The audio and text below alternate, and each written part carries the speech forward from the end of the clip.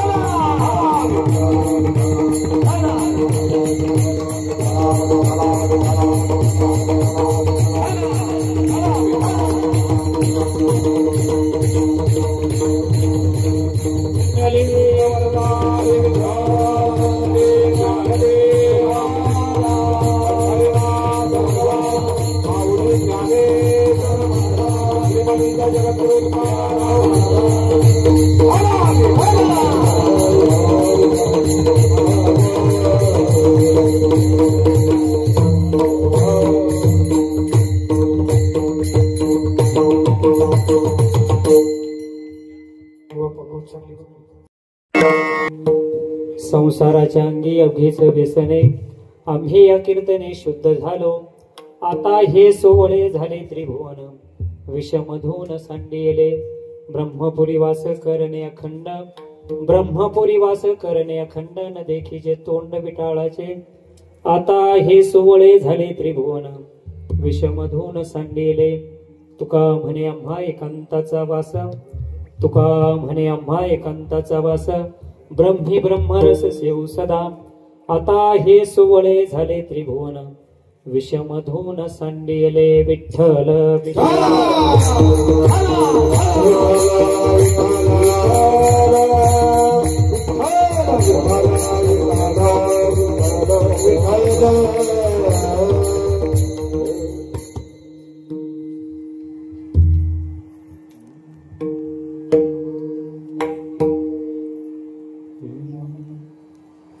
Mobile नाही का. आम्ही या कीर्तने शुद्ध झालो.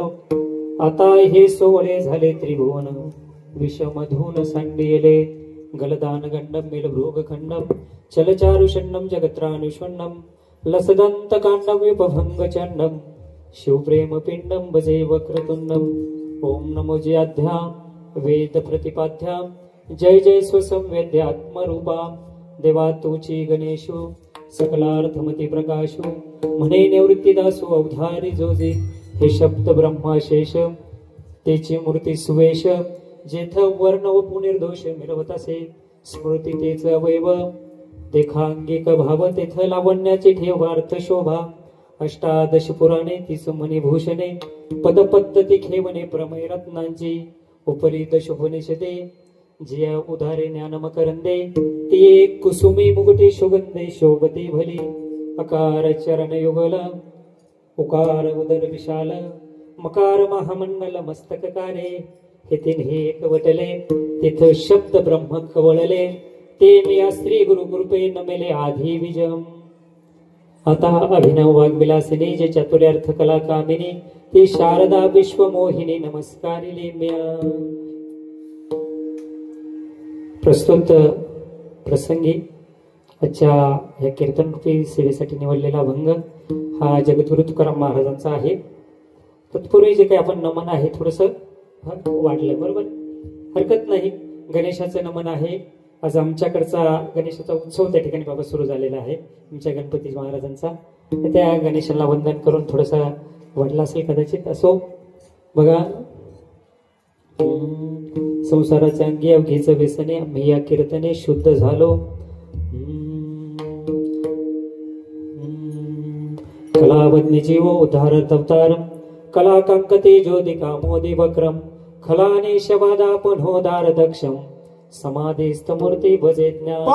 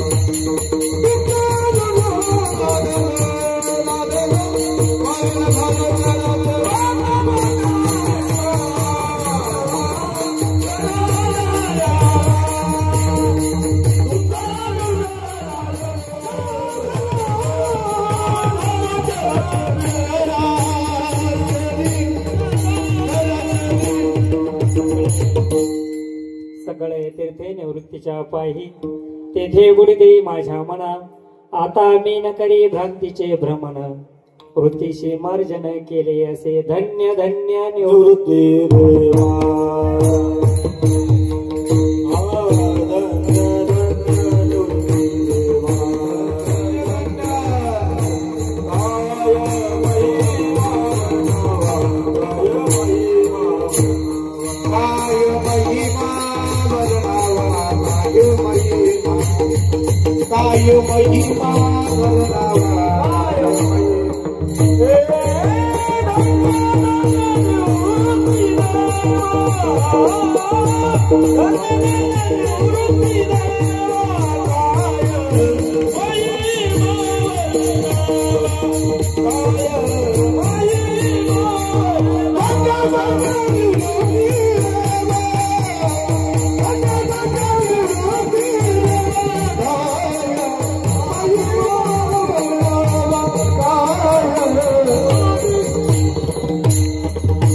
Hare Rama स्तुती देवा काय महिमा वर्णावा गलेरुंढमालं तनो सर्पजालं महाकालकालं गणेशादिपालं जटाजूट गंगे तरंगे विशालं शिवं शंकरं शंभुमिशानमेणे तडिद्वाससं नीलमेघावभासं रमामन्दिरं सुन्दरचित्तप्रकाशं वरं त्विष्टिकायां समन्यस्ते पादं परब्रह्मलिङ्गं भजे पाण्डुरङ्गं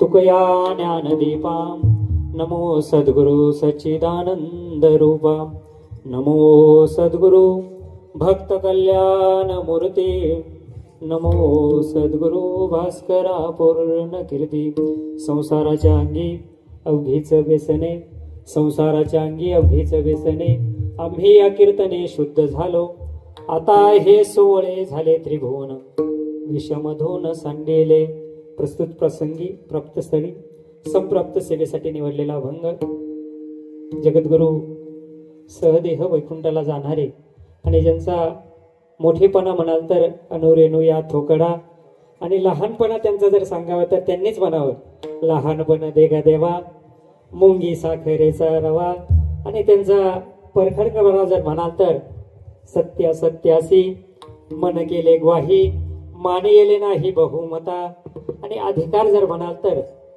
जेने तुझं झाले रूप आणि नाव पतित हे दैव तुझे आम्ही नातरी तुझ कोण हो पुसती निराकारी तेथे एकाएक असे जगद्गुरु सहदेह वैकुंठाला जाणारे एकमात्र संत जगद्गुरु तुकाराम महाराजांचा अभंग आजच्या सेवेसाठी निवडलेला आहे. अभंग 4 चरणाचा आहे.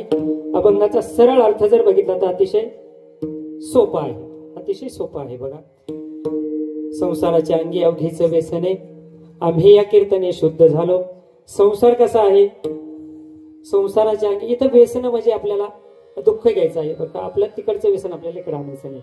संसाराच्या अंगी किती एक खूप दुःख आहे, पण त्याच्यातून आम्हाला जर बाहेर पडायचं असेल तर आम्ही कीर्तनाच्या माध्यमातून बाहेर आलो. आणि मग बाहेर आल्यानंतर काय झालं? आता मग असं झालं, आता हे सोवळे झाले त्रिभुवन. आता आम्हाला हे सगळं त्रिभुवन कसं पवित्र दिसायला लागलं, कारण आम्ही कीर्तनाच्या माध्यमातून शुद्ध झालो. आता हे सोवळे झाले त्रिभुवन आणि आम्ही आमच्या हृदयातलं विषमता जी आहे ना ती या ठिकाणी धुवून टाकलेली आहे. आणि त्यानंतर ज्या काही गावात आम्ही आलेलो आहोत ते ब्रह्माचंच गाव आहे, ब्रह्मपुरी वास. आणि त्या ठिकाणी आम्ही आमचा जो निवास आहे तो खंडपणे राहून देऊ. आणि त्या ठिकाणून आम्हाला जे काही विटाळाचे तोंड आहे ते त्या ठिकाणून दिसत नाही. आणि मग तुका म्हणे आम्हा एकांताचा वास. आता तुकाराम महाराज येणे सुखी रुचे एकांताचा वास नाही गुण दोष अंगी येत. मग जो एकांत आहे त्या ठिकाणी आता आम्ही रहिवासलो आहे. आणि त्या ठिकाणाहून ब्रह्मीचा जो ब्रह्मरस आहे त्याचं आम्ही सेवन करत आहोत. आणि ते कधपर्यंत कुठेपर्यंत सेवन करत आहोत? तर सदैव सदा ब्रह्मी ब्रह्मरस सेव सदा, असा अतिशय सरळ आणि सोपा अभंग तुकाराम महाराजांचा या ठिकाणी आजच्या या सेवेतून सांगता येईल. तर मला सांगा, अभंग कुणाचा आहे? परत एकदा, तुकोबारायांचा. आता सहदेह वैकुंठाला जाणारे एकमेव संत किंवा ज्यांचा अधिकार आपण बघितला प्रस्तावनेत किती मोठा आहे, त्याने देवालाही सांगावं जेणे तुझं झाले रूप आणि नाव. अरे देवा, तुला माझ्यामुळे किंवा आमच्यामुळे रूप आणि नाव झाले, आम्ही नसलो तर तुला कोण विचारणार आहे?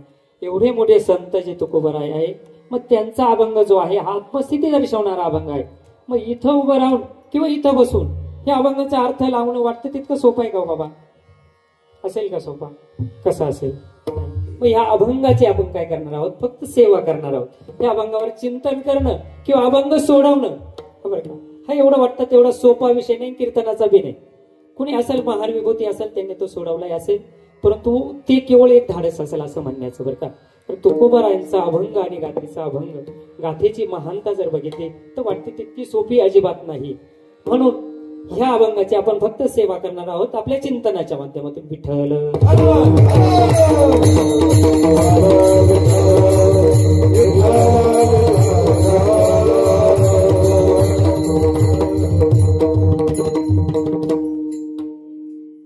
बघा, अभंगाच्या सेवेला सुरुवात करण्यापूर्वी अल्पसा परिहार द्यायचा. तो असा: श्री क्षेत्र किरवली, बरोबर, श्री क्षेत्र किरवली, पोस्ट अमने 401-302, तालुका भिवंडी, जिल्हा ठाणे. या ठिकाणी आज हा अखंड नामयज्ञ सोहळा सुरू आहे. आणि त्याबरोबर ज्ञानेश्वरीचा अखंड पारायण पण या ठिकाणी सुरू आहे. आणि ह्या पारायणाच्या आज जी काय सप्त्याची जी सुरुवात आहे, जेवढी उत्साहात आहे तेवढंच आजचा दिवस उत्साहाचा आहे असं मला येतं. तुमच्या सगळ्यांचे चेहरे पाहून वाटते अगदी सगळे फ्रेश बसलेले आहे बरं का. आणि एकदम, आणि बरं का, फक्त नावाला आहे. तुमच्या ज्ञानेश्वरींची संख्या पण लक्षात आली माझे, किती लोक या ठिकाणी बसलेले. नाहीतर अनेक ठिकाणी असतात, एक ज्ञानेश्वरी एक व्यासपीठ किंवा 2 ज्ञानेश्वरी एक व्यासपीठ असाच प्रकार असतो आणि नावाला. परंतु दिसणारे या ठिकाणी अतिशय ज्ञानेश्वरीवर प्रेम करणारे भाविक या ठिकाणी उपस्थित आहे.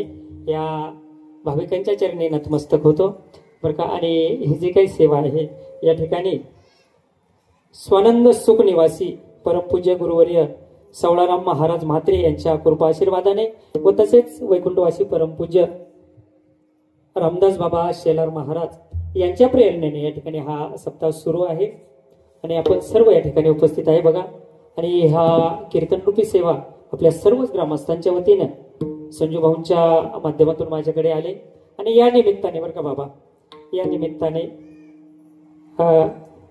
पुष्पे गंधे तिले तेलम काष्टी अग्नी पैशी घृतम इक्षे गुरु तथा देह पश्चात मन विवेकता ह्या न्यायाने किंवा तैसा हृदयामध्ये निरामो असता सर्व सुखाचा आरामो की भरतीसी की भ्रांतीसी कामो विषयावरी ह्या न्यायाने आपल्या सर्वांच्याच हृदयस्थ असलेल्या पंढरीश पांडुरंगाच्या समचरणावर माझे वाकपुष्प अर्पण करण्याचा योग मला प्राप्त झाला.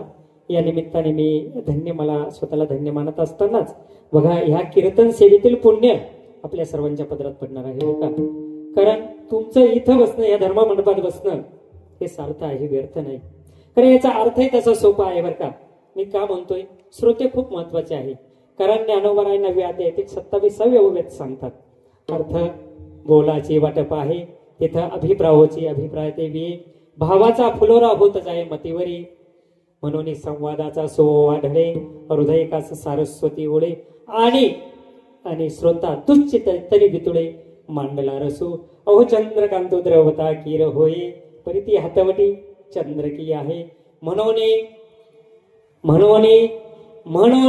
वक्ता तो वक्ता नव्हे श्रोते बिना विठ्ठल.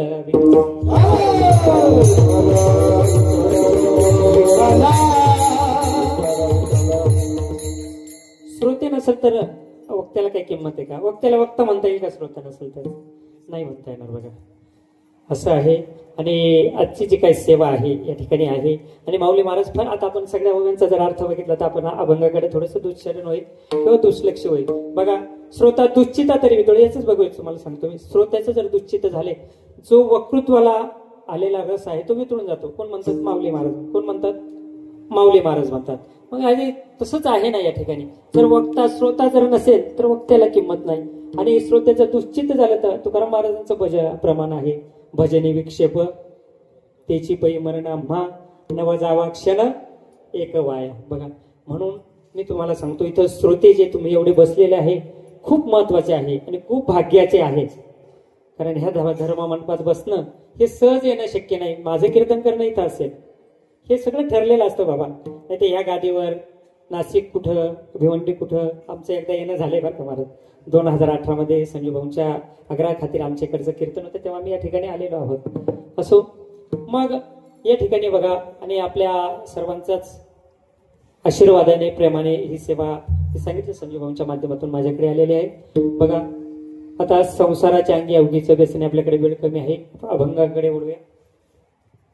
संसाराच्या अंगी अवघीचं व्यसने. आता आपण सर्वच संसार सोडून या धर्म मंडपात आलोय नाही का. पण बघा संसाराच्या या ठिकाणी दोन वर्ग आपल्याला करता येते. दोन वर्ग या ठिकाणी काय. पहिला वर्ग बघा, लक्षात ठेवा. पहिला वर्ग संतांनी उपेक्षित केलेला संसार. संतांनी उपेक्षित केलेला संसार, जो देवाला न आवडणारा पण आपल्यासारख्या जीवाला जीवाहूनही जास्त आवडणारा जो आपण करतो तो. दुसरा संसार बघा, संतांनी अपेक्षित असलेला संसार. संतांना अपेक्षित असलेला संसार जो देवालाही आवडणार आहे पण जीवाला जीव जाईपर्यंत आवडत नाही, असा हा दुसऱ्या क्रमांकाचा संसार किंवा दुसऱ्या वर्गातला संसार. मग आता हे संसारात सगळं दुःखच आहे. आपल्याला तर वाटतं दुःख आहे किंवा नाही वाटत आपल्याला, नाही. आपण कसं उगाच धावधाव धावधाव धावधाव, रोजचं उठलं रोजचं तेच आहे तेच आहे तेच रडगाणं, काही बदल नाही. मग सुख मिळतं का आम्हाला? अजिबात मिळत नाही. मिळतं का बाबा सुख? नाही मिळत. मग सुख मिळत नाही. मग तुकाराम महाराजांना विचारलं का हो या संसारात खरंच सुख आहे का? ते मी नाही म्हणतात. माऊलींना विचारा तुम्ही, सुख आहे का माऊली अभंगाचा? संसार दुःख मुळ चहूकडे इंगळ, विश्रांती नाही कोठे रात्रंदिवस चळमळ, काम क्रोध लोभ शोनी पाठी लागली ओढळ, कवणामे शरण जाऊ वाता दृष्टी दे निर्मळ. नाही, ज्ञानेश्वर महाराज तेच जे अभंगात सांगतात तेच आपल्याला ज्ञानेश्वरी सांगतात. संसार ऐसा दारुणू जो भेटलाची हरिशिनू, तो ज्ञानदानी सुकुरुनु भजीजे गुरु. बरं का, 14व्या अध्यायातील ओवी क्रमांक 208. पण 207वी जर ओवी बघितली तर सर्वांची पाठ आहे, सर्वांची पाठ आहे. त्याच्या पुढे लगेच लागून हे ओवी येते. कोणती आहे 207वी? सकळ तीर्थांची ये धुरे जिये का माता पितरे, तया सेविसी कीर शरीरे लोन कीजे, आणि संसार ऐसा दारुणू जो भेटलासी हरिसिनू, तो ज्ञानदानी सुकरुनु भजीजे गुरु देवद्विज गुरु पत्न्या पूजम शौचम मर्जव ब्रह्मचर्य माहिसाचं शारीरिक तप उच्चते. तर या ठिकाणी बघा, मग संसारात अहो दुःखच आहे ना. मग आम्ही हाव हाव का करतो? आम्ही धाव करतो नुसते हाव हाव. मग तुकाराम महाराज म्हणतात, सुख नाही कोठे आले या संसारी, उगा हाव भरी होऊ नका दुःख बांधवडी, आहे हा संसार सुखाचा विचार नाही कोठे, 14 कल्पेवरी आयुष्य जयाला परी तो राहिला ताटी खाली. संसारात सुखच नाही ना हो. 14 कल्प आयुष्य कोणाला होतं? मार्कंडेय ऋषींना होतं. बरोबर, 14 कल्प किती होतं? 14 कल्प. आता 14 कल्प म्हणजे किती? 14,000 वर्षे. मग एक कल्प नाही. बरं जाऊ असं. सत्ययुगाचं कलियुगाचं आयुष्य सर्वांनाच माहिती. किती आहे कलियुगाचं आयुष्य? 4,32,000 वर्ष कलियुगाचं आयुष्य आहे. दुपारचं त्याच्या दुप्पट करा, किती झालं? 8,64,000. त्रेताचं त्याच्या त्रिपट करा, 3 पट करा, किती झालं? 12,96,000. आणि सतयुगाचं जे आयुष्य आहे याच्या चौपट आहे बरं. किती झालं? 17,28,000 वर्ष. आणि एक चौकडी, हे चारींचं आयुष्य मिळून एक चौकडी होती बरं. या चारींचं आयुष्य मिळून एक चौकडी होती.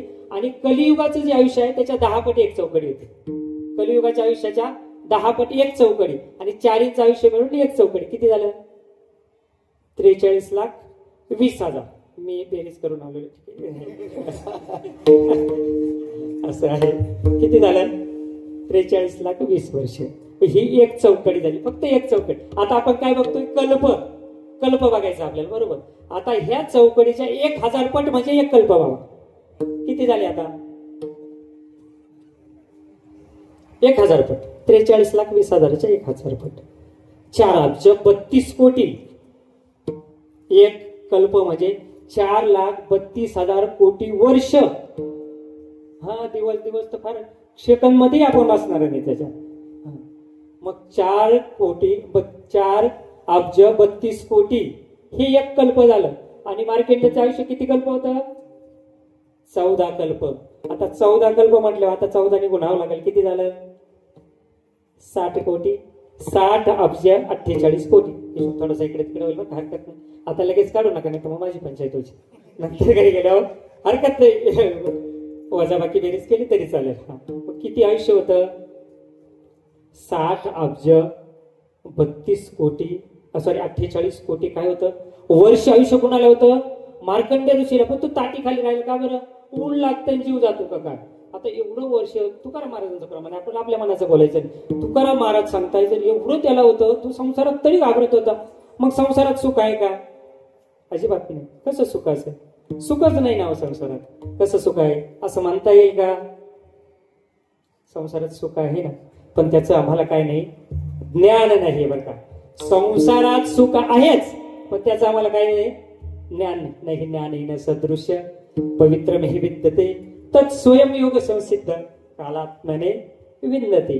नाहीये ना. किंवा अवृतम ज्ञान नित्येन ज्ञानोन नित्य वैरिणः कामरूपेण कौंतेय दुष्पुरे आणलेने तैसे ज्ञान तरी शुद्ध परी हे असे प्रवृद्ध म्हणून ती आघात होऊन ठेले आधी या ते जिनावे मग ते ज्ञान पावावे तव पराभवन संभवे रागदेशा आणि बरं का लक्ष दे आणि या ते साधवया लागे जे बळ आणि जे अंगी ते इंधन जैसे आगी साववा होय. फार हे आता आपल्याला वेळ नाही एवढं मांडायचं. पण का तुम्ही जर शेवटची जे मूवी जर बघितली तर खूप काय सांगून जाते. तुम्ही जे ज्ञान आणायला जे बळ आणतात ना ते काय माहिती का, आपण आपल्याला ज्ञान नाहीये बरोबर. आपण ज्ञान घ्यायला कुठेतरी जातो पण त्याला बळ लागतं बरोबर. मनगटातलं असेल, मनातलं असेल, बुद्धीचं असेल किंवा शांततेचं असेल, संयमाचं असेल, जे बळ आणतो ना आपण ते इंधन जैसे आगी सावो. माऊली महाराज फार गोड सांगतात. फार विचार ज्ञानेश्वरी वाचण्यासारखीच आहे. माझा फारसा अनुभव नाही किंवा फारसं वाचन नाही, सांगतो एक रोज 5-25 वाचत असताना थोडंसं लक्षात येते या गोष्टी बरं का. किती जे बळ. आता तुम्ही एखाद्या ठिकाणी एखादी वस्तू पेटली, आपल्याला विजवायला सांगावं, आपण पळत पळत जावं बाबा आणि घरातून एक बादली आणावं, अंधार असो घरात, बादली त्याच्यावर ते आगीवर वातावं आणि त्याचा भडकावावं. मग आपल्याला कळावं अरे हे तर रॉकेल होतं, केवढा मोठा भडका होईल. आणि मग तसंच आहे हे जे बळ आणायचं असतं ना, हे इंधन जैसे आगी सावो. आणि हेच जर बळ म्हणजे ते अहंकाराचं बळ. आणि हे बळ जर थोडं बाजूला ठेवलं तर मग संसारात काय आहे, सुख आहे. आहे ना सुख? सुख बाजूला आहे का? नाही. ज्ञानोबा आहे ना, विचारूया सुख आहे का? नाही. अवघाची संसार आनंद भरी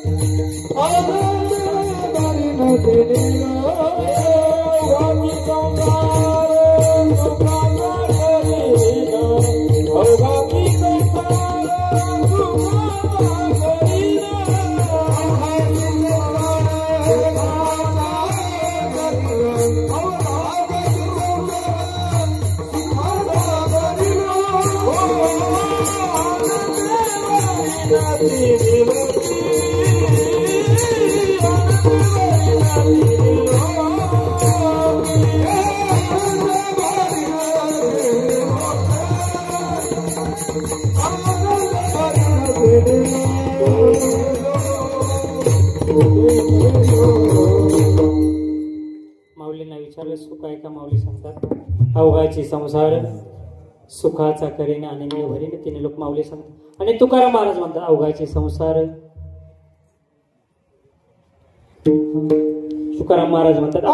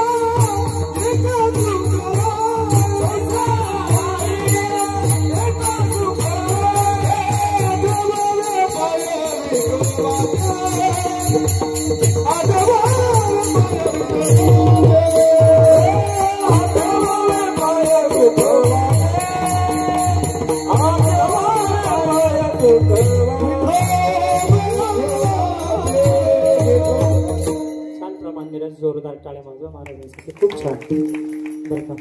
माऊली महाराज म्हणतात अवघाचा संसार सुखाचा करीन आनंद भरीन तिन्ही लोक. आणि तुकाराम महाराज म्हणतात अवघाची संसार केला ब्रह्मरूप विठ्ठल स्वरूप म्हणून या मुनी मुक्त झाले भिने गर्भवासा आम्हा विष्णुदासा सुलभ होतो. तुकाराम महाराज म्हणतात संसार माऊलींनी भविष्य काळातलं सांगितलं. काय सांगितलं? अवघाची संसार सुखाचा करीन. तुकाराम महाराजांनी भूतकाळ सांगितला. अवघाची संसार केला ब्रह्मरूप विठ्ठल स्वरूप म्हणून केला तुकाराम महाराजांनी, करून दाखवला. हे भूतकाळातलं उदाहरण, करून दाखवला. मग सुख आहेच ना संसारात, दुःख आहे असं कसं म्हणता येईल? सुख आहे पण त्याला काही प्रमाण आहे, आपल्याला काही प्रमाणात जगावं लागतं, काही शास्त्राचं प्रमाण असतं नाही का? बघा आपल्या सर्वांनाच रामायण माहित आहे. प्रभू रामांचा सकाळी काय होणार होता? राज्याभिषेक होणार होता. परंतु रात्रीतून जरा नशिबाने कलटणी घेतली म्हणा, किंवा आणखी काही झालं म्हणा, काही असेल, किंवा त्याच्या मागे काही अनेक उदाहरणं आहे, किंवा अनेक काही सर्व गोष्टी घडलेल्या आहेत. परंतु सकाळी रामाचा काय होणार होता? प्रभू रामांचा राज्याभिषेक होणार होता.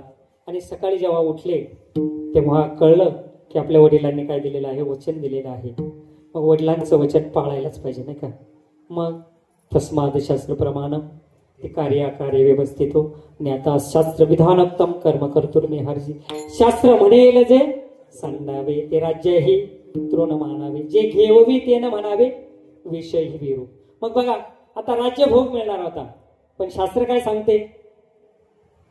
शास्त्र म्हणेल जे सांडावे, राज्य सांडून दिलं, त्याग केला राज्याचा.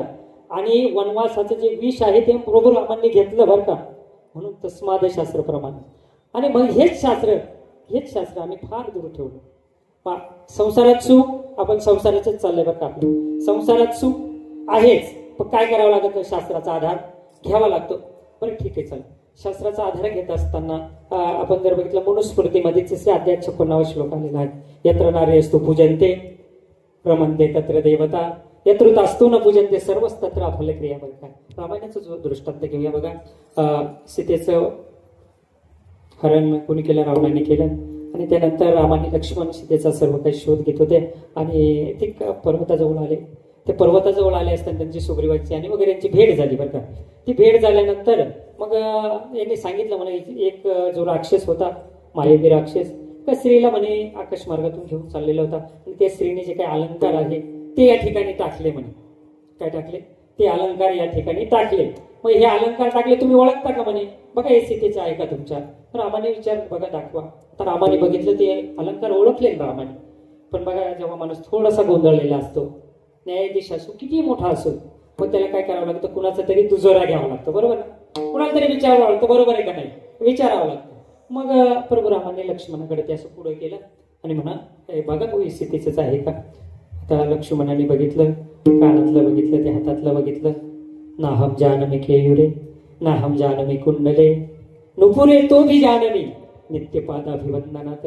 लक्ष्मणाने काय सांगितलं? रामा प्रभू, मी हे सीते मातेचे कुंडले ओळखत नाही, बाजूबंदही ओळखत नाही, पण जे काही नुपुरे आहे, जे पायातले पैजण आहे ना, जे मी रोज दर्शन घेत होतो, ते रोज दर्शन घेत असताना मी काय केलं होतं? ते बघत होतो. आणि हे कुणाचं आहे? हे सीते मातेच आहे. बघा शास्त्र आहे इथे, यत्र नार्यस्तु पूजन्ते रमन्ते तत्र देवता.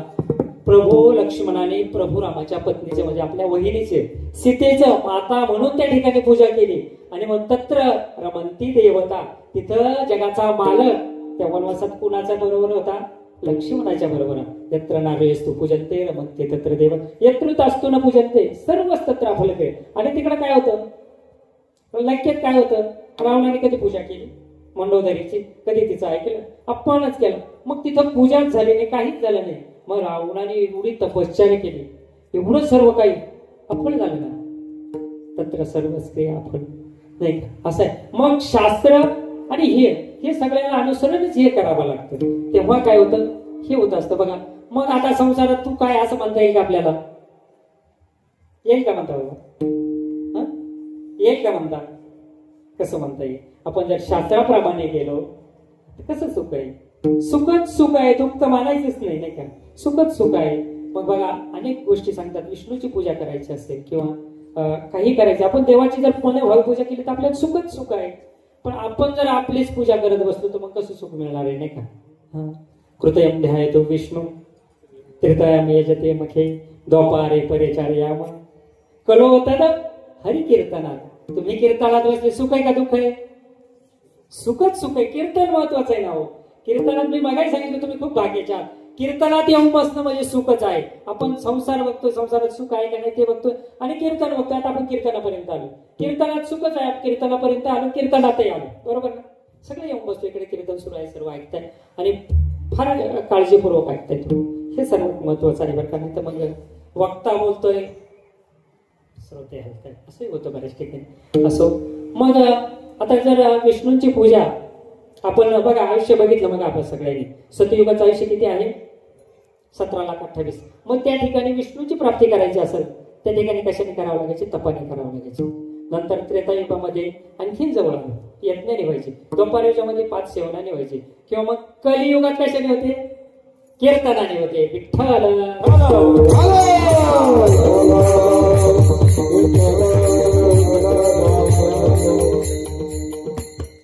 कलियुगात विष्णूची प्राप्ती कीर्तनाने होते. विष्णूची प्राप्ती म्हणजे तिथं चूक आहे का? इथं विष्णूची महापूजा,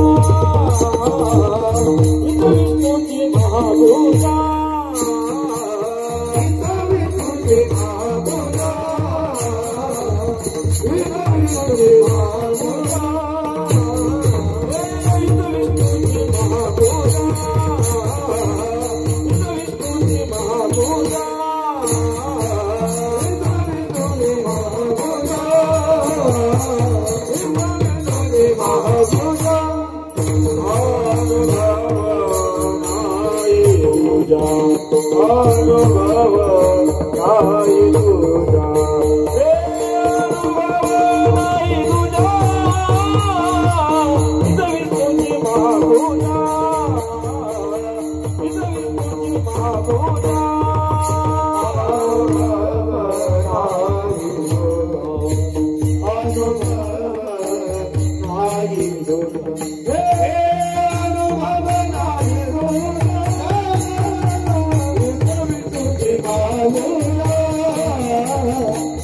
विष्णूची महापूजा, इथं विष्णूची महापूजा.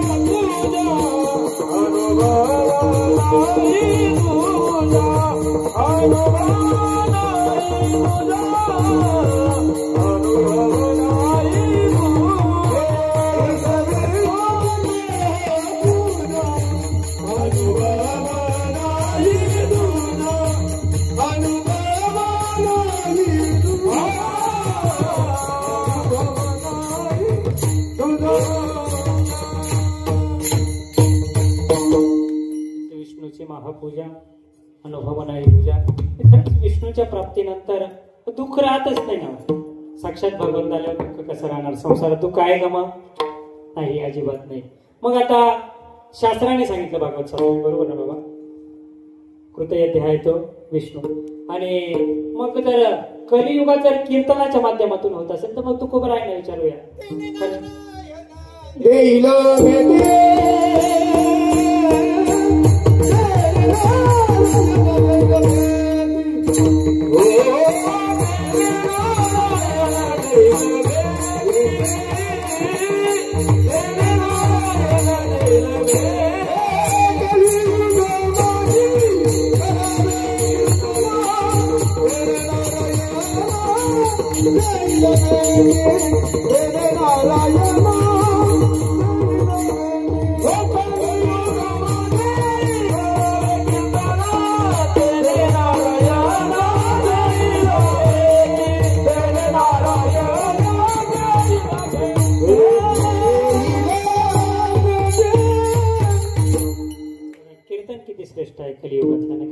नारायण जर भेटीला येत असेल तर त्यापेक्षा श्रेष्ठ काय नाही. आज आपण ते ऐकतोय आणि त्यात बसलेलो आहे, यापेक्षा मोठं सुख नाही. म्हणून संसारात काय आहे? सुख आहे, बरोबर. मग आता कीर्तन बघा, तुकाराम महाराजांना विचारलं, हे शास्त्र जे आहे आपण सांगितलं, भागवतातलं जे काही आपण श्लोक घेतला, ते शास्त्र तुकाराम महाराजांनी साच करून दाखवलं. बरं, घोटविन लाळ, ब्रह्मज्ञाने हाती, मुक्तात्मस्थिती सांडविन, ब्रह्मीभूत काया, होतसे कीर्तनी, भाग्य तरी ऋणी, देव ऐसा तीर्थ ब्रह्मकाशी, आणि नाळस कडू स्वर्गवास, करीन भोग सांडविन तपो, निधाभिमान, यज्ञ आणि दान लाज विला. तर तुकोबारायांनी एवढा मोठा अधिकार सांगितला, कीर्तनाचाही सांगितला आणि स्वतःचाही सांगितलं, बरोबर. फार मोठा अधिकार आहे. घोटविन लाळ ब्रह्मज्ञाने हाती, मुक्त आत्मस्थिती. कडू स्वर्गवास कर. हे बाबू, हे किती मोठा अधिकार तुकोबारायांचा आहे. आता एखादा विद्यार्थी म्हटला मी पेपर खूप सुंदर लिहिला बाबा, खूप छान ऍक्युरेट लिहिला, काही चुकीचं नाही आहे. पण आता ते प्रमाणित कोणी करावं बरं? विद्यार्थ्यांनी स्वतःच करावं का? त्याला कोणीतरी अधिकारी पुरुष आहे ना, कोण करेल? विद्यार्थ्याचा पेपर कोणी तपासावा? शिक्षकाने तपासा. अगदी बरोबर आहे. मग जर विद्यार्थ्याने पेपर लिहिला तर तो शिक्षकाने तपासला पाहिजे, बरोबर? तो अधिकार शिक्षकाचा आहे. पण तुकाराम महाराज एवढं म्हणताय मी हे करी ते करी, पुढचं जर बघितलं तर किती किती मोठा अधिकार आहे, नाही का? धन्य म्हणवीन येह लोकी लोका भाग्याभी तुका देखील. एवढं तुकाराम महाराज म्हणतात, मग त्याला कोणीतरी प्रमाण दिलं पाहिजे. आहे का कोणी प्रमाण देणार त्या काळातलं? असं आहे ना? कुणीतरी असेल ना, कुणीतरी हे सांगावं. तुकाराम महाराज म्हणतात हे बरोबर आहे. कोण आहे? अमृताची वाणी पौरुषला शुद्ध करी ते अशुद्ध ऐसा कोण, नाही का? असं कोण म्हणतो? कोणाचा आहे अभंग? कुणीतरी त्यावेळेस अधिकारी पुरुष होता ज्यांनी हे सांगावं, अमृताची वाणी वरुषला शुद्ध म्हणे ते अशुद्ध. असं कोण? मग तुकाराम महाराज म्हणतात हे सत्यच आहे. हे काय आहे? सत्यच आहे. कोण म्हणत होतं? रामेश्वर शास्त्री बहुलकर होते ना तेव्हा. रामेश्वर शास्त्री बहुलकर फार मोठा अधिकार होता. आणि त्यांनी सांगावं. तुकाराम महाराज म्हणतात हे बरोबर आहे, हे प्रमाण आहे. म्हणजे आपण बघा त्या त्या ठिकाणी जातो, त्याचा अधिकार किती मोठा आहे. फार मोठा अधिकार. बघा आपल्याला एक साधं गणित माहित आहे. कुणाचं कुणी वर्णन करा, ज्ञात्याचं ज्ञात्याने केलेलं वर्णन हे सार्थ असतं, ते विरुद्ध नसतं. आता ज्ञाता कोण आहे? तुकाराम महाराज. ज्ञात्यानेच केलेलं वर्णन म्हणजे कुणी शास्त्रीने वर्णन केलंय. कुणाचं? तुकाराम महाराजांचं. मग जर एवढा मोठा अधिकारी हे शास्त्री नेमके होते कोण? बरोबर आहे, आपल्या सर्वांना माहित आहे. पण ओघाने आला म्हणून सांगण्याने क्रम प्राप्त करतं. बघा शास्त्री आता तुकाराम महाराज वेदांचा अभ्यास करायचे, फार नव्हती पण सांगायचे. वेद सांग वेदांचा तो अर्थ अम्मासीचा ठावा एरण्य वाहावा भारमाथा, किंवा वेद इतकाची बोलीला सॉरी वेद अनंत बोलीला अर्थ तुलाची शोधला विठोबाशी निजनिष्ठे नाम घेऊ. तुकाराम महाराज वेद सांगतात म्हणे. आता कुणीतरी गेलं शास्त्रीच्या कानावर घालायला. आणि एक गोष्ट लक्षात घ्या, चांगल्या माणसाच्या वाईट माणसाने चुकीची गोष्ट कानावर घातली का तो भानावर राहत नाही. मग त्याचा क्रोध अनावर होतो, परिणाम मनावर होतो आणि नको त्या गोष्टी हातून घडल्या जातात. किती ज्ञानी पुरुष असू दे, अहंकार आला पाया गेला. अगदी बरोबर आहे. मग अगदी शास्त्रींचं तेच झालं. कुणीतरी गेलं, शास्त्रींचे कान भरले. शास्त्री बोला, हो शास्त्री तुम्हाला माहिती आहे का तो बोलो आंबेलेंचा तुका? हा म्हणे हो ऐकलंय ना. तो काय करतो माहिती? काय करतो तो? वेद सांगतो. काय सांगतो? वेद अनंत बोलले. बरं ठीक आहे, अनंत बोलला, बरोबर आहे. वेदाचा वेद काय छोटा आहे का? म्हणे वेद अनंतच बोलला. हो म्हणे पुढे आहे का? काय? वेद अनंत बोलीला अर्थ तुलाची शोधला. अर्थ तुला शोधला एवढंच अर्थ. काय बोल? विठोबाशी शरण जावे निजनिष्ठे नाम घेऊ असं म्हणतो म्हणे तो. हो म्हणे. बरं मग बरं काय करू? हो शास्त्री तुम्ही तो तुकोबा म्हणतोय, वेद सांगतोय आणि आणखी काय म्हणतो? काय? वेदांचा तो अर्थ अम्मासीचा ठावा एरण्य वाहावा, हा असं म्हणतो तो. आहे का म्हणे आपण? आता एवढं बोलल्यावर सांगा शास्त्री राहतील का? वर शास्त्री राहतील का? एवढे कान भरल्यावर कान भरणार आहे. मी तुम्हाला सांगितलं, चुकीच्या माणसाने चांगल्या माणसाच्या कानावर चुकीची गोष्ट घातली का तो भानावर राहत नाही. त्याचा परिणाम मनावर होतो, क्रोध अनावर होतो. आणि मग नको त्या गोष्टी. शास्त्रींचंही तेच झालं. विचार केला, हा तुकोबा आहे कोण माझ्या पुढे? मी कोण आहे? तुकोबा कोण आहे? हा अभंग लिहितो काय? लोकांनी त्याला डोक्यावर घेतलं काय? त्याचे अभंग डोक्यावर घेतले काय? त्याच्या कीर्तनाला गर्दी होते काय? माझ्याकडे दुर्लक्ष होते काय? माझं महत्व कमी होत झालं. अहंकार त्या ठिकाणी. नवल अहंकाराच्या गोठी विशेषणा लगे अज्ञानापाठी सज्ञानाच्या झोंबे कठी नाना संकटी नाचली. अगदी त्याचप्रमाणे मग आता हे संकटच उडवलं ना, काहीतरी दुर्बुद्धी मनात आली. आता तुकोबरायांना बघूया. बोलवा पत्र लागलं, बोलवा तुकोबरायांना. तुकोबराय लिहिलं होतं तुमची जी गाथा आहे ना इंद्रायणीत बुडवायची म्हणून. तुकोबरायांनी वाचलं, अवाक्षरे काढलं नाही, गेली समोर उभे राहिले. हो तुकोबराय काय म्हणणं आहे तुमचं? वेद सांगता. शास्त्रीचा अधिकार एवढा मोठा तुकाराम महाराजांनी शब्द नाही काढला. अधिकार काय ठिकाणी नाही तर सत्यासी मन केले ग्वाही माने गेले नाही बहुमत हे म्हणणारे तुकाराम महाराज त्या ठिकाणी शांत होते. अधिकार होता त्या ठिकाणी, शांत राहिले, काही बोलले नाही. एक वेळ तुकाराम महाराज भगवंताला एक नाव शिकवतात, तू काय नाही का, जेणे तुझं झाले रूपाने नाव बघितलं ना, पतित हे दैव तुझे आम्ही ना तरी तुझं कोण पुसती निराकारी तिथे एक आहे, हे सांगणारे तू कोबार आहे. शास्त्री पुढे शांत आहे. तर काय झालं, मग शास्त्रीने विचारलं की तुमची गाथा आहे ना, उद्या पहाटे इंद्रायत नेऊन बुडवायची. ठीक आहे, काही बोल अक्षर काढले नाही. अक्षरशः तुकाराम महाराज गेले, गाथा बुडवली आणि आपल्याला माहिती त्या ठिकाणी बसले. पण जो सांगणारा होता तो पुन्हा आला, तुकोबारायांकडे आला आणि म्हणे, ओ तुकोबाराय, तुकोबाराय, हो तू. आता ते एवढं मोठं आघात झाले. तुकाराम महाराजांनी ती गाथा स्वतःसाठी लिहिलेली होती का? कितीतरी तुकाराम महाराज कधीच रडले नाही जेव्हा गाथा बुडवताना त्यांचे जे अश्रू आहे इंद्रायणीत मिसळत होते बरं का. तर तो भारत ते कसे ताणले ते, तर तो फार मोठा इतिहास आहे. आपल्याला एवढं सांगण्या या ठिकाणी शक्य नाही, काही तेवढा वेळ पूर्ण नाही, आपल्याला अभंगाकडे जायचं आहे. मग ते तुकोबाराय काही बोलले नाही आणि विचारलं, हो तुकोबाराय, अहो शास्त्रीने तुमची गाथा बुडवायला सांगितली, त्याला आग लावे म्हणायचं. शास्त्रीने तुमची गाथा बुडवायला सांगितली, तुम्हाला काही सांगायचं का उलट पक्षी, काही बोलू का त्यांना, काही सांगू का? शास्त्रीचं डोकं टाळ्यावर आहे का नाही, उगाच माझ्यावर अन्याय केला वगैरे वगैरे. तुकोबाराय एक नाही दोन पुन्हा विचारलं, हो तुकोबाराय, अहो शास्त्री बद्दल काही बोलायचंय का तुम्हाला? एक नाही दोन अहो अक्षरे तुकाराम महाराज काढ. आणि मग तुकोबारायने सांगितलं, दादा शास्त्रींचा अधिकार फार मोठा आहे, त्यांच्याबद्दल मी अवक्षर जरी बोललो ना माझ्या जिभेत केले पडते. तुकोबारायने सांगितलं आणि मग त्याच्या जरा बुद्धी जरा प्रकाश पडला. बरं, तू जाऊन तिकडे सांगितलं शास्त्री बोलला, हो म्हणे मला असं वाटतं. आता याला कळायला लागलं याला काय वाटतं, आपण चुकीचं तर नाही केलं. आता हाच सांगायला लागला, कोण चुकले तिथं जाऊन सांगतो आपण चुकीचं तर नाही केलं. आता शास्त्रींना ते खटकलंच होतं, एवढी मान घालून हा कोण जाऊ शकतो, हा कोणीतरी अधिकारी पुरुष असेल म्हणूनच तो जाऊ शकतो. मग शास्त्रीने विचार केला, हा कोण आहे नेमका, कोण आहे हा तुकाराम, काहीतरी विचार केला. मग शास्त्री काय होते, ज्ञाते होते. मी सांगितलं ज्ञात्यानेच ज्ञात्याचं वर्णन केलं पाहिजे. शास्त्री पण होते, ज्ञाते होते. आणि मग शास्त्रींनी विचार केला, तुकोबाराय नेमके कोण आहे बघा. मग ठेवलं, विचार केला, एका पारड्यात ब्रह्म ठेवले, एका पारड्यात तुकोबा ठेवले आणि तुकिता तुलने ब्रह्म तुका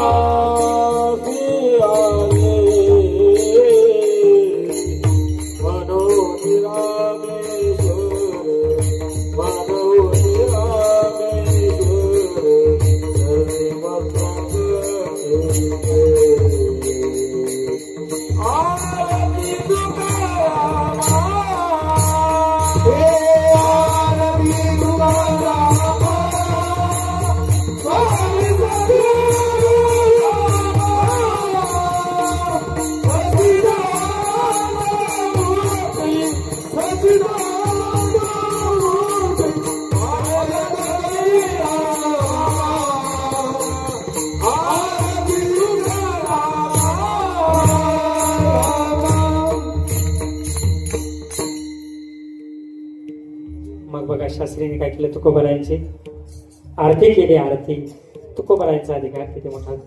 तर बघा तुकोबारायांची आरती केली, आपण सर्वांनी बघितलं. शास्त्री बहुळकर शास्त्री, रामेश्वर बहुळकर शास्त्री तुकोबारायांचे खरं तर काय होते, शत्रू होते, बरोबर का नाही, सगळ्यांनी मान्य केलं शत्रू होते. पण ते काय झाले, ठिकाणी आरती केली, दास झाले, मित्र झाले. काय झाले मित्र, चित्त शुद्ध तरी शत्रू मित्र होते, व्याघ्र येणे खाते सर्पतया. मग ही शुद्धता बघा, शास्त्री किती मोठे दुश्मन होते, किती मोठे शत्रू होते, तरी ते मित्र झाले. मग ही शुद्धता तुकाराम महाराज मध्ये कधी व कशी आली, अभंगाचं पहिलं चरण. संसाराच्या अवघी तुमे सने, संसाराच्या अवघी तुमे सने,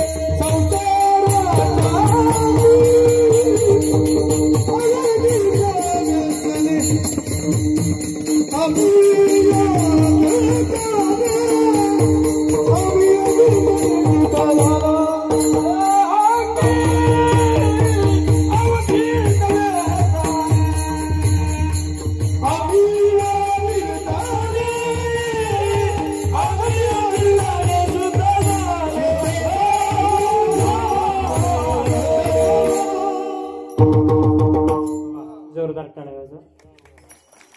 छान. बघा, महाभारत आपल्या सर्वांना माहित आहे. काय झालं? दुर्योधनाला सांगितलं, सर्वांना माहित आहे, एक सज्जन शोधून आणायचा. काय सांगितलं? सज्जन शोधून आणायचा. आता दुर्योधन गेला, बाहेर गेला, फिरून आला आणि सांगितलं मला एकही सज्जन भेटला नाही. आणि धर्माला सांगितलं तुम्ही आणा. त्यांनाही कोणीच आणलं नाही. का म्हणे तुम्हाला भेटला नाही का? म्हणे हो भेटला. म्हणे मला एवढे भेटले का नेमकं आणायचा कोण? इथून निघतानाच मला अख्खे सज्जन दिसले, बाहेर गेल्यावर सगळे सज्जनच दिसले. का? कारण कावळा ते डोळे, प्रकाशुनी पिवळे, देखती तेही कडे, तैसीची माऊलींची ओवी. बरोबर. मग जर काविळच झाली, डोळे जर पिवळे झाले तर जग कसं दिसणार आहे? पिवळाच जसं नाही. आंधळ्याशी जड अवघेची आंधळे, तयासी डोळे दृष्टी नाही. अगदी तसाच प्रकार आहे. आता दुर्योधन गेल्यावर त्याला सज्जन भेटेल का? अपेक्षा करावा काय? कसा भेटला? नाही भेटला. मग तुकोबरा इतके शुद्ध होते, त्यांची नजर इतकी शुद्ध होती तर त्यांना जे त्रिभुवन होते ते सोहळे नाही बरं का, सोहळे म्हणजे शुद्ध दिसायला लागले. त्यांना अख्खं त्रिभुवन शुद्ध दिसायला लागले. कारण त्यांनी काय केलं? आपल्या जे हृदयातले जे आहे ना, विषमता धुवून टाकली. आणि मग विषमता धुतल्यावर काय येते? समता येते. अगदी बरोबर आहे. विषमता धुतल्यावर काय येते? समता. समम सर्वेषु भूतेषु तिष्ठतं परमेश्वर विनश्यस्व विनश्यन्ति य पश्यति स पश्यति किंवा यो मा पश्यति सर्वत्र सर्वस्य मयि पश्यति तस्याहं न प्रणश्यामि सच many प्रणश्यति. He who sees me everywhere and sees everything in me, he get never separated from me nor I get separated from him. काय? मग आता असं आहे, तुकोबारायांना सगळंच सम दिसत होतं त्या ठिकाणी. काय धुवून टाकले त्यांनी? हृदयातली विषमता धुवून टाकली. आणखी विषमताचं एक छोटासा दृष्टांत बघा. माऊलींची यात्रा सुरू होती. बरोबर. त्यांचे गावोगावी जायचे, कीर्तन असायचे, प्रवचन असायचे. हे गावावर अनेकांना दृष्टांत माहित आहे, पण मी सांगितलं दृष्टांत सांगितलं. नवीन दृष्टांत काय आता काही वेगवेगळे येणार नाही. आणि यायला तर मग खूपच आहे. मग आपलं कीर्तनही संपणार नाही, रात्रही संपून जाईल, दिवसही संपून, एवढी दृष्टांत मग आपलेच सुरू होते नाही. पण माऊलींचे तेच दृष्टांत येणार आहे. बघा, यात्रा सुरू होती, पुढच्या गावाला जायचे, तिथं संध्याकाळचे जेवण नाश्ता सकाळची न्याहारी करून परत दुसरीकडे निघायचे. पुढच्या गावाला निरोप जायचा, आता माऊली येणार आहे, तुम्ही त्यांची सोय करा, राहण्याची किंवा खाण्याची व्यवस्था सगळ्यांनी करायची. ती संतांची मांदी आली निघायची, मग यायची अशी चालत आणि गावात फिरत. आणि अशीच एक गावात आली. त्या ठिकाणी गावात आले, एक जण भेटला आणि आला, माऊलींच्या समोर आला बरं का. आणि सांगितलं, साष्टांग दंडवत घातला. तर माऊलीने बघितलं, हा कोण आहे? आता इकडे सगळे आपल्यासारखे नाही का, सफेद कपड्यात ते वारकरी बसलेले, माऊली सोबत गावातले सगळे जमा झाले. हा कोण येऊन पाया पडला. आता पडला तर पडला, निगळ घातली माऊलीना.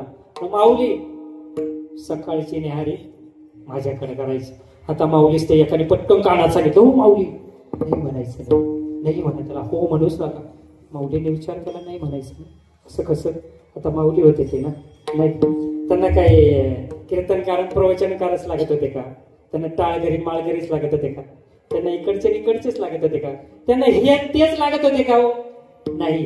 जे जे भेटे भूत ते मानिजी भगवन ऐसा भक्ती योग निश्चित जाण माझा माऊलींचं प्रमाण आहे. कसं नाही म्हणते त्याला होकार दिला. ठीक आहे, जे कोणी असेल ना म्हणे ते कोणी तुम्हाला माहिती म्हणे असू दे. होकार दिला बाबा सकाळची न्याहारी तुमच्याकडे, सकाळची न्याहारी तुमच्याकडे, सकाळची न्याहारी तुमच्याकडे. त्रिवार सांगितलं आता या तुम्ही आता उद्या आमचं भजन करीत तुम्ही तयारीला लागत. ठीक आहे. आता हा तयारीला घरी गेला. विचारलं पत्नीला आपल्याकडे उद्या माऊली जेवायला येणार आहे. आता माऊली येतील का? त्यांच्या बरोबर संत आहे, मांदेवाडी आहे. आणि मग एक ठरवून टाकू ना गाव जेवणच घालू म्हणे. अख्ख्या गावाला त्यानं आमंत्रण दिलं म्हणे. मी बसले बसले आता मी हा उद्योग केला, आता बाकीचं जे आहे तुला करायचं आहे. सांगितलं पत्नीला. पत्नीने होकार दिला. हो ठीक आहे करू म्हणे. पण म्हणे आपल्या घरात तर काहीच नाही. घरात काही नाही असं कसं होईल? मग काहीच नाही म्हणे. नाही मग काय आत्ता घेऊन येतो म्हणे. काय टेन्शन घ्यायचं काम नाही, मी आत्ता जातो. आपल्या सर्वांना माहिती. तो निघाला त्याच्या कामगारीवर. अंधार पडलं. जंगलाच्या वाटे वाटे वाटे निघाला तो. वाटेने निघत असताना पुढे गेला. त्याचं जे रोजचं काम आहे ते तिथे जाऊन बसला. झाडावर जाऊन बसला. आता झाडावर जाऊन बसला तर झाडावर कोण बसतं रात्रीच्या वेळेस? चोरच बसणार ना. हो सज्जन कुठे जाणार झाडा बरोबर आहे ना. मग हा जाऊन बसला. आता याचं काम काय? वाटमारी करायची, चोऱ्या माऱ्या करायच्या. आता कोण येतं बघू लागला. कोणी येतंय का? तर चंद्राचा मंदसा प्रकाश पडलेला. रातकिड्यांची छोटी छोटी किर किर किरकिर आवाज. आणि बघतोय रस्ता दिसतोय लांबपर्यंत, जास्त लांब नाही, थोडं दूरपर्यंत दिसतोय. कोणीतरी येईल आणि मग आपण त्याचे काय असेल ते लोबाडून. आज तर आपलं काम काय? आपलं काम आज नित्य आहे. आज आपलं काम काय? नीतीने होणार आहे. कोणाला जेव घालणार आहे? आपण माऊलीलाच जेव घालणार आहे ना. माझं आजचं काम नीती नाही. काय घाबरायचं काय नाही. आता जो असेल तो धरायचा. मग विचार करू लागला पण आज कोणी येईना. 10 वाजले, 11 वाजले, 12 वाजले, 1 वाजला. वाटेने कोणीच येईना. मग आता बाकी काळजी लागली. बरं आता काळजी लागली. माऊली घरी आहे, ज्ञानोबर आहे, सगळी मांदी आली संतांची आहे. आता यांना जेव कसं घालायचं? मग आता कुणाला तरी आळवावं लागेल ना, कुणाला तरी आरोळे द्यावं लागेल. आता कापरं झालं पायांचं. आता नाहीच कोणी भेटलं तर गावात तुम्हाला जाऊ द्या पण लोक नाव घेतील. हा विषय सोडून द्या. आपल्याकडून कधीच सत्कर्म घडलेलं नाही. आपल्या मुखाटी पापच आहे हा विषय वेगळा. परंतु माऊली निर्मुखी आपल्या इथून जायचं हे शोभत नाही म्हणे. हे आपल्याला काहीतरी करावं लागलं. आता कोण आहे असा? कुणीतरी असेल ना. दिला आवाज पंढरीच्या पांडुरंगाला. दिला आवाज, जोरदार आवाज दिला. देवा माझ्या घरात माऊली आले, त्यांची उद्या नाहारीची व्यवस्था करायची आहे. माझ्याकडे काहीच नाही, एकही वाटसरू येत नाही. मी कसे वाटमारी करायची, कशी चोरी करायची, माऊलीला कसं जेवायला? बाकी दुसरं मला तर काही येत नाही. कसं जेव घालायचं, कसं पोट भरायचं? आता काळजी करू लागलो. विचार. आता तिकडं पंढरीच्या पांडुरंगाला कळलं. ट्रेन ट्रेन झाली बे. पांडुरंग झोपेतून जागे झाले. खडकन उठून बसले. ठसका गेला. उठून बसले. आणि मग रुक्मिणी माता जागी. काय झालं? आणि काय झालं आता मी सांगतो थोड्या वेळाने. तुम्ही आवरा म्हणे. आवरा रात्रीचं काय नाही म्हणे. आवरा म्हणे असंच जाऊ. नाही असं नाही म्हणे. तुमचे जेवढे आहे तेवढे दागिने घालायचे. आता लक्ष्मीच ते. लक्ष्मीने काय दागिने घाला म्हणे का? घातले दागिने. आता पांडुरंगाने काय केलं? थोडस वेशांतर केलं नाही का? वेश बदलला. कोणासाठी? चोरासाठी. कोणासाठी? चोरासाठी वेश बदलला. आणि आता निघायचं. आता घेतलं रुक्मिणी. ठीक आहे तुम्ही म्हणशाल तिकडे. आत्ताच्या रुक्मिणी नाही. आत्ताच्या रुक्मिणी कशा निघतील? रात्रीचं तर सोडून द्या. दिवसाय तरी निघणार आहे का? आधी सांगावं लागतं. सांगावं नाही, आधी विचारावं लागतं नाही. ते ठरवतं मग आपण जातो. आजचे विठ्ठल आणि आत्ताच्या रुक्मिणी आपल्या कीर्तनाचा भाग नाही. असो थोडस. पण मग विचारलं नाही, काही नाही. निघालं रुक्मिणी माता. कुणाबरोबर? पंढरीच्या जगाच्या मालकाबरोबर निघालं. पहिली गाडी घेतली. वेशांतर थोडस केलं. थोडस शेडची वाटावं असं वेशांतर केलं आणि गेले. आता बैलगाडीचा आता याला हा बघतच होता कोण येईल कोण येईल. आता विठोबाला असं झालं एवढे लवकर का निघावं? बरेच दिवस झाले. माऊलींचं सगुण रूप आहे ना ते दर्शनालाच नाही. ते सगुण रूपच दिसलं नाही. माऊली जशी तीर्थयात्रेला निघून गेली. विठोबाला काळजी वाटली. तर माऊली कोण होते? साधे होते का? ज्यांनी ज्ञानेश्वरी लिहायला घ्यावी आणि म्हणावं अपराध तो अनेक आहे, जे मी गीतार्थ कवळूप आहे, ते अवधारा विनवला आहे म्हणून या ह्याडावर न विचारिता वायाची दिवसा उपनला चित्ता. एरवी भांडून त्याची काय खत होता? शोभा थी किती चाचवरी मातसुये सागरी मी नेन तू त्या परी. बरोबर ते अगदी बरोबर आहे. बघा हे माऊलीने म्हणावं किती नम्रत आहो. विठोबाला उगाच वेळ लागला आहे का? तेव्हाही वेळ लागलं होतं कृष्णाला. कुणाचं?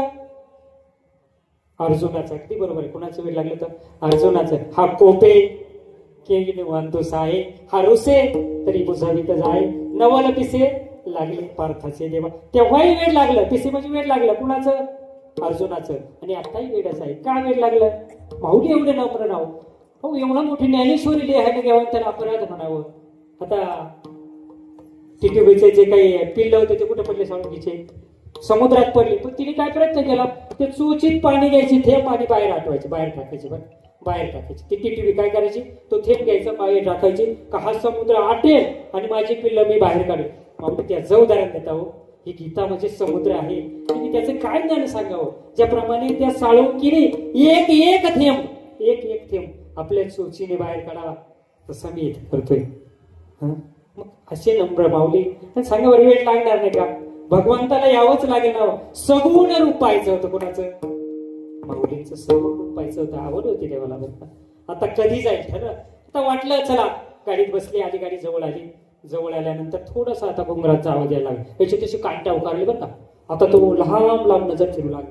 गाडी जवळ येते. ती गाडी एकदम जवळ आली आणि झाडावरून उडी टाकली, बैलाची व्यसन धरली, बाबाला खाली ओढली. आता तो बाबा होता का जगाच्या मालकाला खाली ओढलं आणि सांगितलं, हो या खाली. आम्ही द्यायला चालू. काय आहे ते द्यायला. तर बाबा म्हणत म्हणला, अरे बाबा आम्ही तुलाच तर द्यायला आलोय का. ते बाईचं गेला थोडं बांधा सगळं बांधून घेतलं आणि ढकललं बाबाला. मारलं वगैरे नाही बरं, मारलं नाही, थोडस असं ढकललं आणि हाताचा स्पर्श झाला भगवंताची. काहीतरी वेगळीच अनुभूती आली. ही बाबाला हात लावला, काहीतरी वेगळं घडलं. मात्र काय घडलं समजलं, पण घडलं बाकी घडलं मात्र नक्की कळलं नाही. मग आता बाबा म्हटले, बाबा ठीक आहे म्हणे, अहो आता निघा तुम्ही. म्हणे, अहो आम्हाला रस्ता माहित नाही, आता आमच्याकडे काही नाही, अंधार आहे, आम्ही कुठे जायचं? उजडूपर्यंत बोलू, तुम्ही इथं थांबा, नाही तर मग आम्हाला कुठेतरी रस्ता दाखवा. आता याने त्याची चोरी केली. हे चोरलेलं धन कुठे न्यायचं? गावात न्यायचं. वरून कुणाला न्यायचं? संतांसाठी. तिने काय करायची? पंगत घालायची. आता हे काही शक्य आहे का? मग ज्याचं चोरलं त्यालाच घरी घेऊन जायचं का? असं नाही चालत ना. त्याने विचार केला, बाबा सगळं करा, उजेड होईल तिकडे, काय सकाळ होईल पहाट होईल, तुम्ही तुमच्या मार्गाला, तुमचा रस्ता मी माझ्या मार्ग. आता भगवंत परमेश्वराला असं वाटलं, मला हा कधी नाव घेईल. माऊलीचं नाव ऐकण्यासाठी कंठात म्हणजे कानात प्राण माऊली विठोबाची आली बरं का. आता कधी माऊलीचं नाव घेईल हा. यांनी सांगावं माझ्या घरी कोण आलाय. आता तो म्हणतो, पण एक सांगू का, म्हणजे तुम्ही जा आणि तुमचं जे आहे ना, आज तुमची केलेली चोरी वाया नाही जाणार. अरे वाया नाही जाणार? तू चोरला अख्खं घेऊन चाला, म्हणतो वाया नाही जाणार. असं कधी होतं का? कोणी काही चोरून नेऊन आपण म्हणा वा बरं झालं, चांगलं झालं, असं कोणी म्हणाल का? कसं म्हणाल? आता तो म्हणतोय तुमच्या चोरलेलं धन आज वाया नाही, ते सत्कारणीच लागणार. सत्कारणी लागणार बाबा. कसं लागणार? अहो लागणार म्हणे. तुम्हाला माहिती का मी काय करणार आहे? काय? कुणाला सांगायचं नाही. मी हे तुमच्या धनाचे ना जेवण घालणार. जेवण कुणाला? जेवण कुणाला? काय विचारता म्हणे? तुम्हाला माहिती का माझ्या घरी कोण आलंय? अरे हा बाबा कोण आलंय? सांग कोण आलंय. आता बाकी भगवंताला राहावंच. कधी एकदाच हा ज्ञानोबाचं नाव घे बरं का. मग कोण आले सांग ना बाबा, कोण आलं? नाही एक नाही दोन. आता याला वाटलं सांगावा, उद्याही यायचं माऊलीकडे, कुठेतरी गाठभेट व्हायची आणि सांगायचं ते नाही का तुम्हाला जेव घातलं. कसं सांगायला? शांत नाही सांगणार नाही. पण मग पांडुरंगाचा तो जो स्पर्श लागलेला होता, आता जास्त टाळता येईना बरं का. मग आता म्हणते कोण आहे सांगू? नाही सांगा. माझ्या घरी ना देव आले, देवांचे देव आले. आता कोणाला? देवाला सांगतोय देव आले. अरे पण कोण देव? पण कोण देव? माझ्या घरी ज्ञानोबा माऊली आले. भगवंताने अक्षरशः आनंद झाला. सुख काय आहे ना, जे सुख आहे ना ते भगवंताच्या मनात बसल. इतकं मोठं सुख भगवंताला झालं. डोळ्यातून आनंद अश्रू आले बरं का. भगवंताच्या फक्त माऊलीचं नाव ऐकलं. आता सकाळी काय करायचं? दर्शन ठरवलं. काही झालं तर चालेल, माऊलीचं दर्शन घ्यायचं. बरं ठीक आहे, वा चांगलं आहे. माऊलीला जेव वगैरे घाला. पण आम्ही ऐकलंय बरं का माऊली फार नाव ऐकले, फार मोठे संत आहे. आम्ही बघितलंय, ऐकलंय. आम्हाला ना फक्त त्यांना एकदा पाहायचंय. हो कोण म्हणतात? भगवंत. हा देव म्हणतो मला पाहायचं. आता देवा पाहिजे नाही. माऊली आणि देव काय वेगळे होते का? जे बात नाही. आता बघायचंय म्हणजे हो देवाला बघून. नाही असं नाही करता ना. तुम्ही जा बाबा. आता मवळ झाला बरं का. हा मवळ झाला. आता तुम्ही जा बाबा म्हणे. जा तुम्ही आता तुमच्या वाटेला जा. भगवंत नाही काही करा, आम्ही ना बरं का बाजूला बसू, एकदम बाजूला बसू, पण आम्हाला दर्शन घेऊ द्याला. बरं ठीक आहे बाजूला बसशाल. हो बाजूला बस. अजिबात मध्ये येणार नाही, अजिबात येणार नाही. ठीक आहे. झाले सकाळी इकडे ते त्याच्या मागे बाजूला गावाच्या बाहेर थांबले उजडेपर्यंत. आणि ते पाठीच विकून विकून हाय इकडे आचार्य काय म्हणू नका, तुम्ही जेवण म्हणू नका, एवढं आता देवाचं विकल्यावर कोण काय देणार नाही. छोटा असेल कधी त्याचं काय, लक्ष्मीची लक्ष्मी तिकडे विकल्यावर तुम्ही सगळं किती असेल ते. आणि मग ते मोठी मांदी आली घातली, सगळ्यांना वाटलं बिडलं. मग ते सगळं आवरलं, थोडंसं असे उजडलं, दिवस उगवला. आता माऊलींना दुसरीकडे जायचं, निहारीची तयारी तेव्हा लवकर व्हायचं नाही का. देहारीची तयारी झाली, पानं वगैरे आथरले. तर माऊली असे इकडे तोंड करून बसले. हा मागं आता थोडं थोडं थोडं थोडं जवळ यायला लागले बरं. विठोबा, पांडुरंग, परमार्थ, त्रैलोक्याचे मालक आता जवळ जवळ यायला लागले नाही का. आता आपल्याला कोण दिसत, माऊली दिसत, जवळ आले. आता तिकडे अशी पंगत बसलेली, इकडे तो. आता भगवंत पाठमोरे झालेले, ताट वाटताय बघा, ताट वाटले. तर भगवंताला असं वाटलं माऊलीच्या पंक्तीला बसावं, माऊली सोबत गप्पा बिप्पा मारावा आणि 2 घास खावं. आता पाठ झाली, जरा एवढं पाय आलं नाही त्याच्या बरोबर स्वराबर. तर भूक लागली. कोण म्हणतं भूक लागली, भगवंत म्हणतो बरं का. आणि जवळ जवळ जवळ जवळ यायला आता ज्ञानोबांची वाट कोण बघतोय माहिती, भगवंत. भगवंताने विचार केला, अरे कोण, मी ज्ञानोबाची वाट बघतोय, ज्ञानोबा माझ्याकडे बघते ना, कधी बघते तो. पण मग आता मी कोण आहे विसरलो. रुक्मिणी मातेने सांगितलं, तुम्ही कोण आहे लक्षात आहे? हो आहे ना. कोण तो, विश्वश्रेयचा भरता, मीच गा पंडू सुता, गोसावी येत समजता, त्रैलोक्याच्या आकाशी सर्वत्र वसावे, वायू मी वाव भरी उगे नसावे, पावके दहावे वर्षावे, जळी पर्वता बैसाकीने संडावी, समुद्रा रेखा नलंदावी, पृथ्वी भूते वाहावी आज्ञा, माझी मी बोलविल्या, मी हलविल्या, मी बोलविल्या वेदू बोले, मी हलविल्या प्राण वाहने, जो जगाते चालता तेने म्हणावं. हा, तुकाराम महाराजांचं प्रमाण आहे काय. तुका शरीरा कोणाची आकाले, शरीरा कोणाची आकाले, शरीरा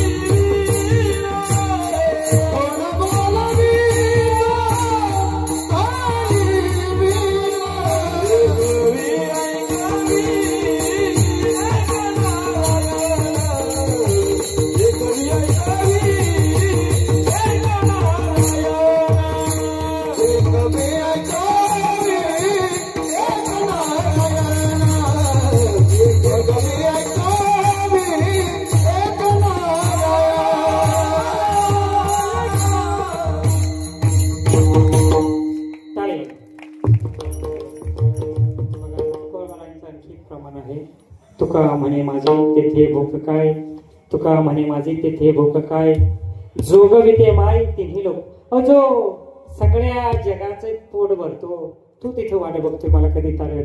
समस्त दोषी शोषणम, समस्त लोक पोषणम, समस्त गोप मानसम नमामी नंदलालसम. तू तिथे बसतोय. आणि मग बघा आता सर्व झालं.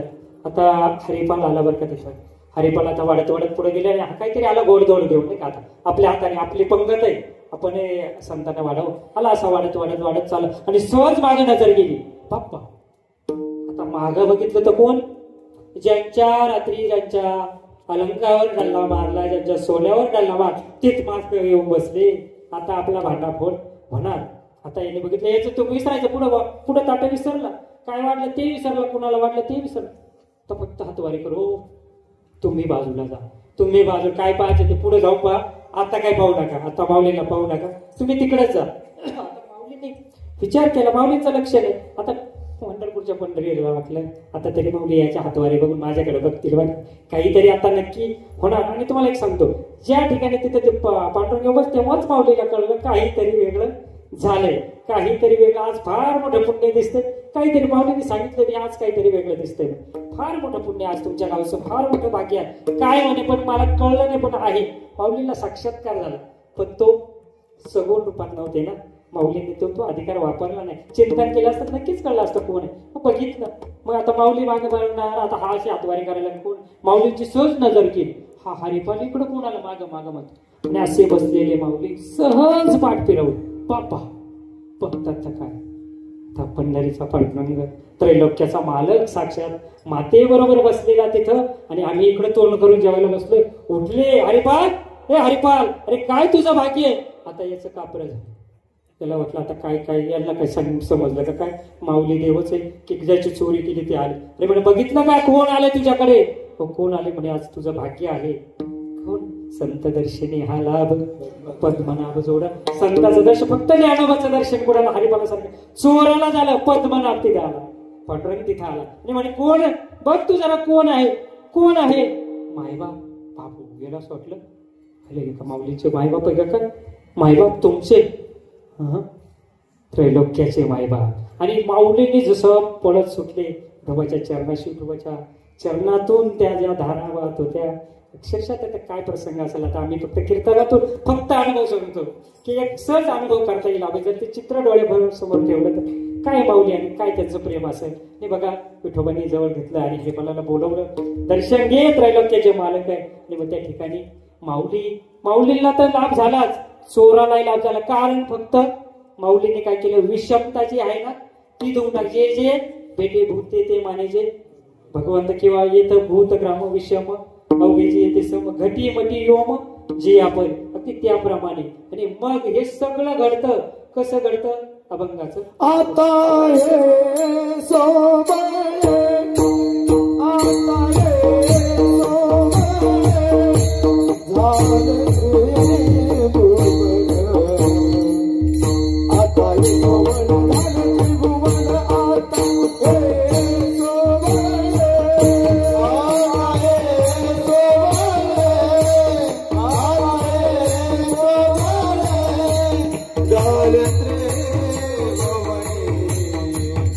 आता हे सोबळे, झाले आता हे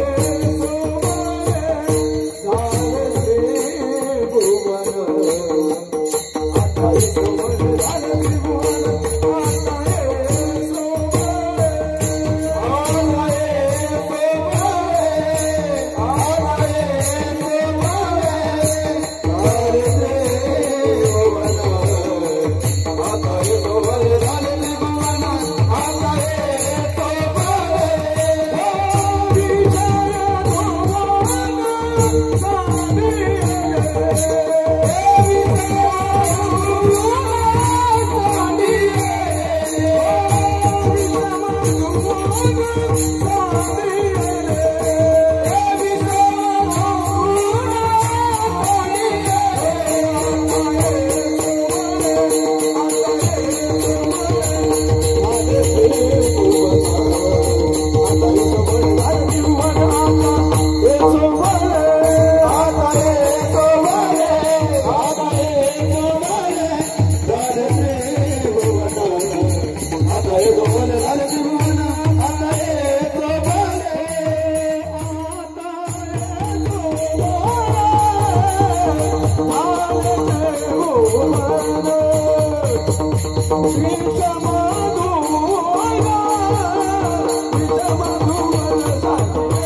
आता हे सोबळे,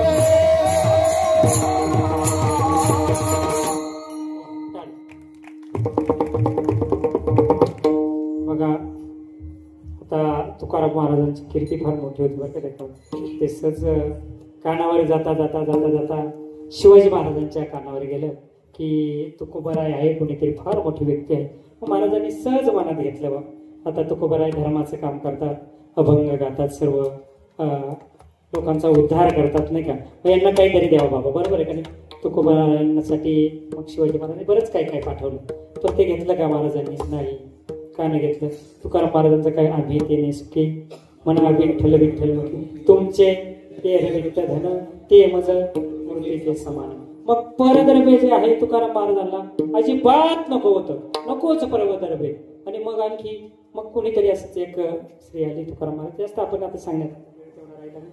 मग सांगितलं का अरे तुकाराम महाराजांना काही बोलले असेल जे काय, तुकोबारायाने सांगितलं जाय ओ माते न करी साय असं आम्ही विष्णुदास तेसे नव्हे. मग बघा पहिल्या याच्यात तुकोबारायांनी शिवाजी महाराजांकडून आलेले द्रव्य नाकारले, दुसऱ्या याच्यात परस्त्रीला नाकारलं. विटाळ तो आम्हा परद्रव्य परनारी यावरील जो दुरी तो सोवला. विटाळ तो आम्हा परद्रव्य परनारी यावरी जो दुरी तो सोवला. मग प्रद्रव्य नको, परस्त्री नको. आणि मग आम्ही कुठे आहो? ब्रह्मपूरच्या गावात आहोत, जिथं ब्रह्म आहे त्या गावात आहोत, त्या ठिकाणी आम्ही वास करत आहोत. म्हणून त्या ठिकाणाहून आम्हाला विटाळाचं तोंड दिसत नाही. अभंगाचं तिसरं चरण. ब्रह्मपुरी वास करणे अखंड, ब्रह्मपुरी वास करणे अखंड, ब्रह्मपुरी वास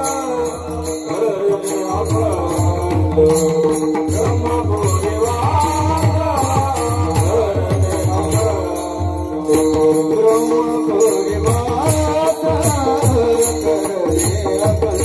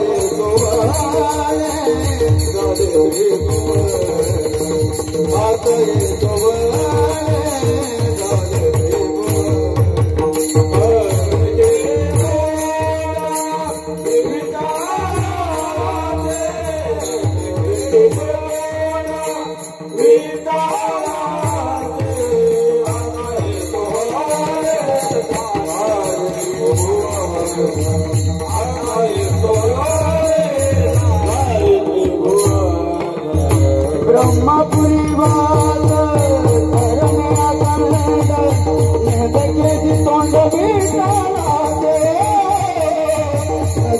अखंड,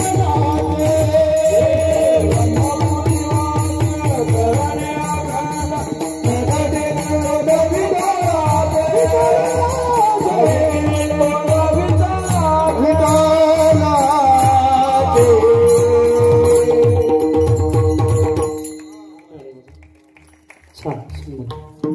बघा आता आपले 3 चरण सुटलेले आहे, वेळ फार कमी आहे.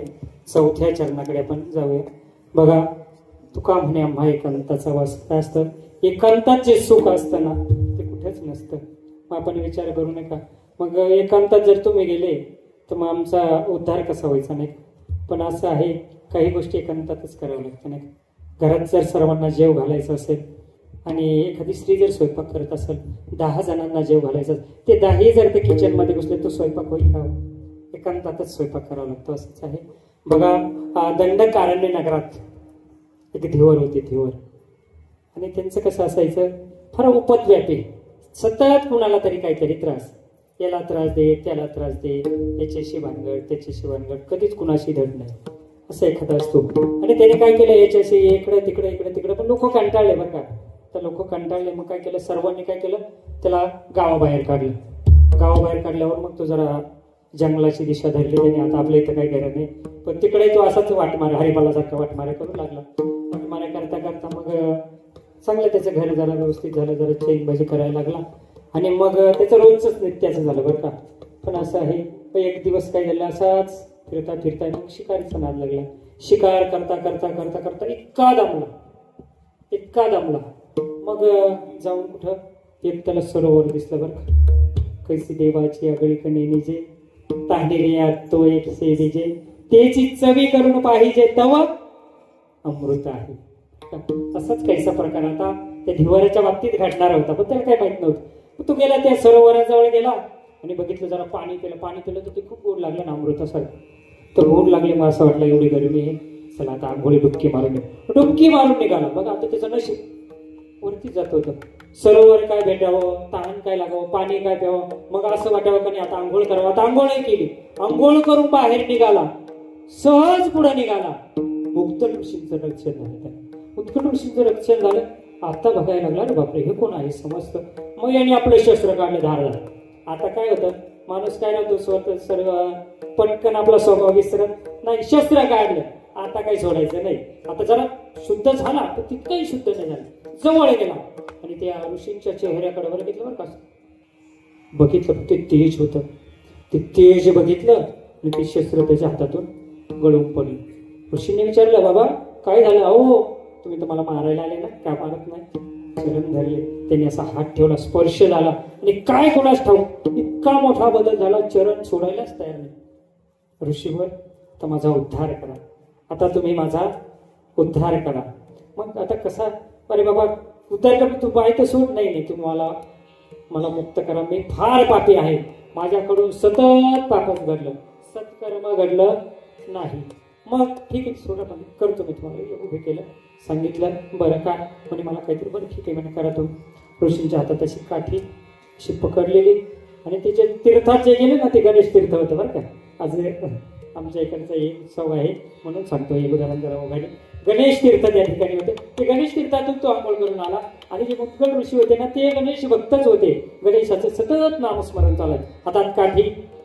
आता कुणीतरी या ठिकाणी सांगितलंय माझा उद्धार करा. ठीक आहे बाबा करतो तुझा, पण तुला षडक्षरीनं मंत्र देतो. गणेशाय नमः, गणेशाय नमः हा षडक्षरी आपला मंत्र घे आणि तू याचं जपानुष्ठान कर. पण कुठेपर्यंत तुला मुक्ती पाहिजे ना. हो बाबा पाहिजे. मुक्ती पाहिजे नक्की. हो बाबा पाहिजे. मग तुला ही जी शुष्क काठी आहे ना हिला पानं येईपर्यंत तू ह्या मंत्राचा जप करायचा. ठीक आहे करीन. आणि त्या ऋषीने ती काठी अशी तिथे ठेवली. त्या वनात बघा, वनात आपण एकांत थोडंसं बघतो, त्या वनात ती काठी अशी रवली आणि बसले ते त्याच्या शेजारी. आणि गणेशाय नमः, श्री गणेशाय नमः, गणेशाय नमः, गणेशाय नमः सुरू झालं त्यांचं. आणि असं करता करता 1000 वर्ष लोटली बाबा, 1000 वर्ष लोटली. 1000 वर्ष झाल्यानंतर परत ऋषींचं त्या ठिकाणावर आगमन झालं आणि लक्षात आलं रे आपण कुणाला तरी असं निदान आहे का नाही, तो पक्का आहे का नाही येतं बघून घेऊ ना.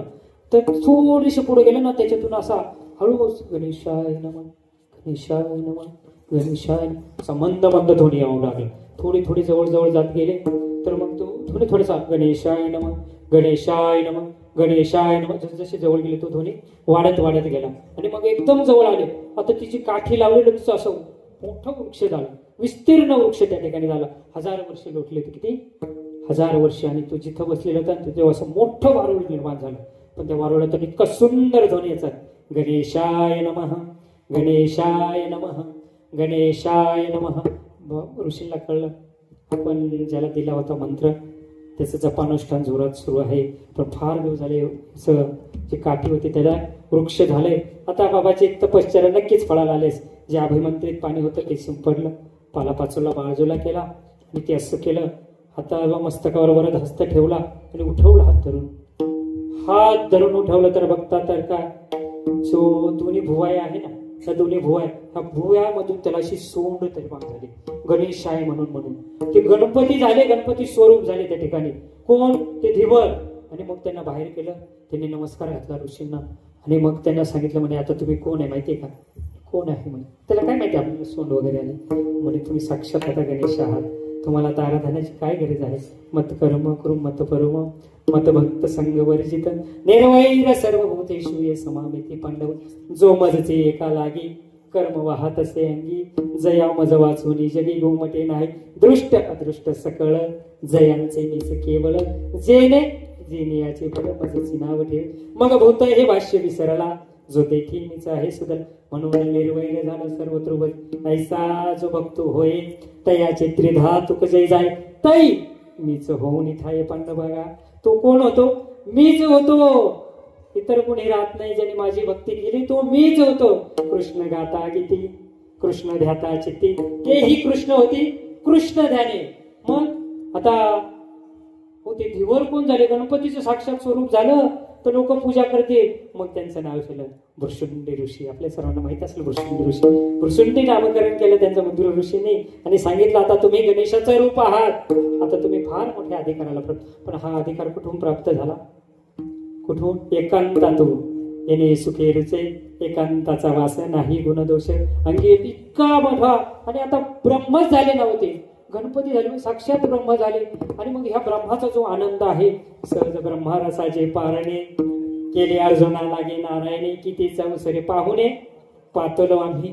मग गीता तत्व जे आहे हे काय आहे? ब्रह्मरस आहे. मग गीता तत्व म्हणजे नामस्मरण आहे. गीता तत्व म्हणजे साधना आहे. गीता तत्व म्हणजे परब्रह्म आहे. गीता काय आहे? इतकी मोठी गीता आहे. आणि माऊलीला बघा, तर मोठेपणा जर बघायचं म्हणलं तर नामदेवरायांनी म्हणावं, काय म्हणावं? एक तरी ओवी अनुभव आहे श्रेष्ठ ग्रंथ ज्ञानदेवी, एक तरी ओवी अनुभव. पण माऊलीने काय म्हणावं? बाप बाप ग्रंथ गीता, जो वेदी प्रतिपाद्य देवता, तो श्रीकृष्ण भक्ताची ये ग्रंथी, तेथीचे गौरव काय वानावे, जे शिवशंभूची मती नागवे, ते नमस्कारे जे आता मनोभावे. नाही का? ही किती किती मोठं म्हणू. आणि म्हणून ते एकांतात गेलं ना ब्रह्मरस झाला आपला. हे गीता तत्व म्हणजे ब्रह्मरस. त्यांनी केलेलं नामस्मरण म्हणजे ब्रह्मरस. हे सगळं कुठे भेटतं? एकांतात भेटतं. कुठे भेटतं? एकांतात. मग असंच ब्रह्मरस कुणाला भेटलं? तुकोबारायांना भेटलं.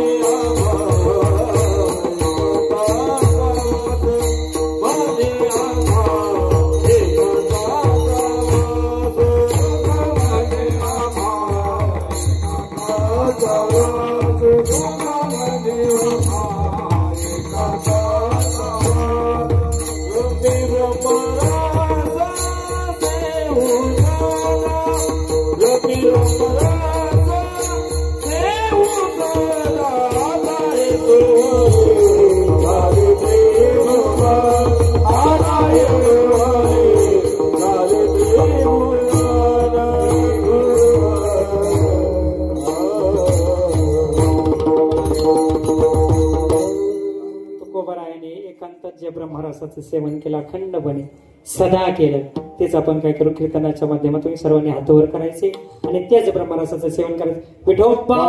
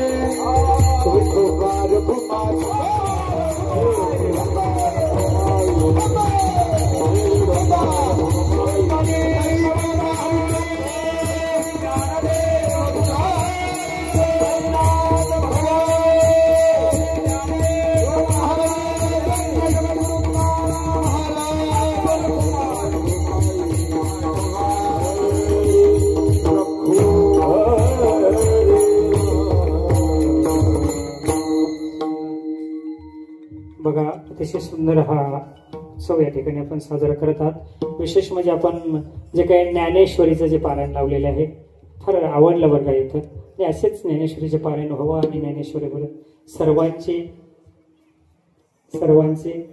कृपा, ज्ञानेश्वरीची कृपा सर्वांवर असावी आणि सर्वांची कृपा दृष्टी त्याच्यावर पडावी. सतत आपली दृष्टी फक्त ज्ञानेश्वरीवरच असावी. इतके ज्ञानेश्वरी पवित्र ग्रंथ आहे. बघा ओव्या किती आहे ज्ञानेश्वरीच्या? 9033 काही तर 34 आहे. 33च. ज्ञानेश्वरीचे 2 खंड आहे. किती खंड? 2 खंड आहे. पहिला खंड पूर्वखंड आणि दुसरा उत्तरखंड. 10व्या अध्यायात त्याचं वर्णन आलेलं आहे. बरोबर.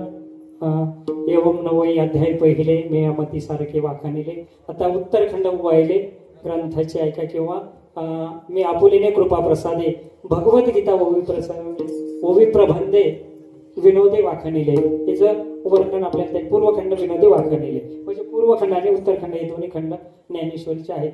मग आता पहिला खंड कुठून कुठपर्यंत? 1 ते 9 अध्याय आणि 10 ते 18 अध्याय उत्तरखंड.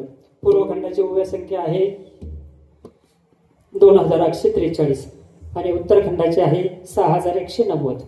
बघा आणि पूर्वखंडाचे श्लोक आहे 372 आणि उत्तरखंडाचे आहे 328.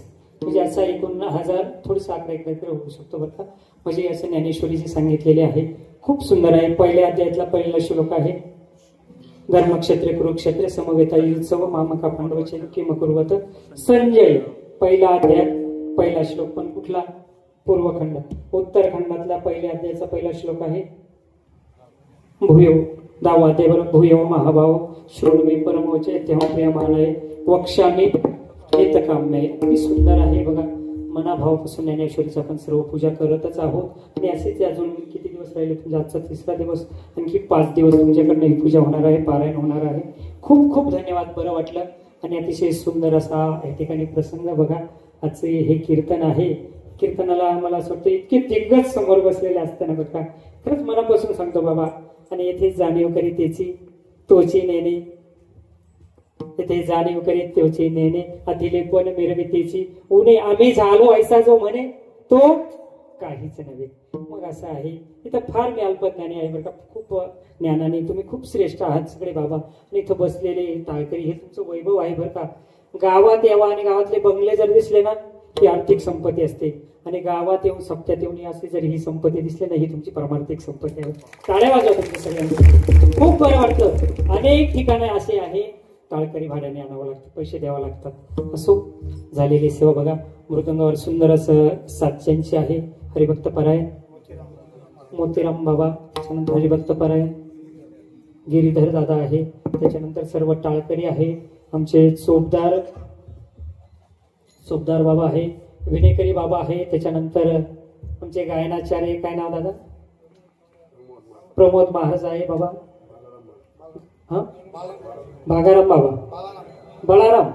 त्याच्यानंतर आणखी आमचे हरिभाऊ महाराज. हरिभाऊ. सुंदर गायन आहे बरं का. मी अतिशोक्ती नाही करणार पण सुरांना आहे सुरत्वाचा भाव येवा आणि त्याला जमणारा ठाव घ्यावा नाही. इतकं सुंदर गायन आहे बरं का. टाळ्या वाजवा. माझ्या सोबत आलेले आमच्या इकडं फार मोठं नाव आहे त्याचं गायनाचार्य अनिल महाराज तुपे. त्यांच्यासाठी सुंदर गायन आहे. सर्वच आता महाराज आहे. सगळे ज्ञानाने साधनेने अनुभवाने कीर्तनाने माझ्यापेक्षा सर्वच मोठे आहेत बरं का. सर्वांच्या चरणी मी साष्टांग नमस्कार करतो. आणि आज ज्यांनी माझी सेवा घेतली कीर्तन काय नाव त्याचं? गंगाराम दादा बजागे.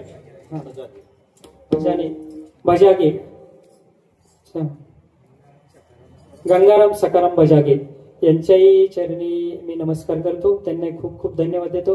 त्याचप्रमाणे आज जिथं आपल्या सर्वांच्याच इच्छेने म्हणा कृपेने म्हणा माझ्या या गावात किंवा सर्वांच्या ग्रामस्थांच्या मर्जी खातीर किंवा इच्छेने संजू भाऊने ही सेवा माझ्या वाटेकडे दिली.